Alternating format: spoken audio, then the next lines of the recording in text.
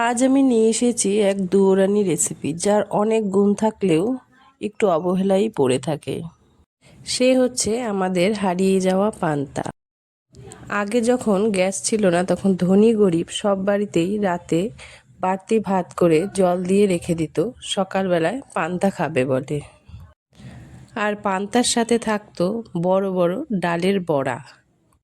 ডালের বড়া করতে লাগবে কুচনো পেঁয়াজ, নুন, হলুদ, অল্প লঙ্কা বাটা, যা আমি ডাল পেস্ট করার সময় দিয়ে দিয়েছিলাম। আর ডালগুলো আমরা খুব মিহি করব না, একটু দানা দানা থাকবে। এবার ভালো করে মেখে নিয়ে কড়াইতে তেল গরম বসিয়ে মিডিয়াম হিটে উল্টে পাল্টে ভেজে নিব আমাদের এই ডালের বড়াগুলি। পান্তা বাসি বলে আমরা অনেকেই নাক ঘুচকাই এবং খেতে চাই না। এদিকে ফ্রিজে রেখে সপ্তাহের পর সপ্তাহ মাছ মাংস সব কিছুই খাচ্ছি, যা আমাদের অপকার করছে। কিন্তু পান্তা অনেক খাবার গুণে ভরা, যা খেলে আমাদের শরীরে অনেক উপকার হয়। পান্তার স্বাদ বাড়ে তার মাখার উপরে। চলুন দেখিনি কিভাবে পান্তাটা মেখেছি। প্রথমে কড়াইয়ের তেলে আমি একটি শুকনো লঙ্কা দিয়ে ভালো করে সেটি ভেজে তুলে নেব। তারপর জলসহ ভাতগুলি একটি বাটিতে ঢেলে নেব।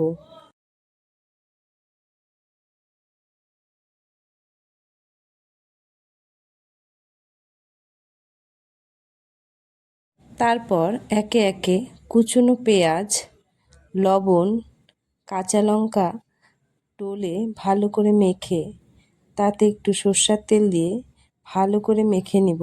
তারপর আমরা যে শুকনো লঙ্কাটা ভেজে রেখেছিলাম সেটাও ডলে মেখে নেব ভাতটিতে। এরপর আমরা যে বড়াগুলি ভেজে রেখেছি সেই বড়াগুলিও দু তিনটি ভেঙে সেই ভাতটির মধ্যে দিয়ে ভালো করে মেখে নিব আমাদের পান্তা ভাত। পান্তা ভাত করতে ভাতগুলি একটু ঝরঝরাই রাখবেন, আর রাতে ভাতটার মধ্যে জল দিয়ে রাখবেন। ফ্রিজে রাখলে সেই পান্তার স্বাদটি কিন্তু আসবে না, আর ভাতগুলি নরম হয়ে গেলেও সকালে খেতে ভালো লাগবে না। পান্তা ভাত একটু ঝরঝরা থাকলেই পরের দিন জল ভাত খেতে খুবই স্বাদ হয়। ভালো করে মেখে বড়া সহযোগে খেলে অনেক ভালো ভালো রেসিপি এর কাছে হার মেনে যাবে।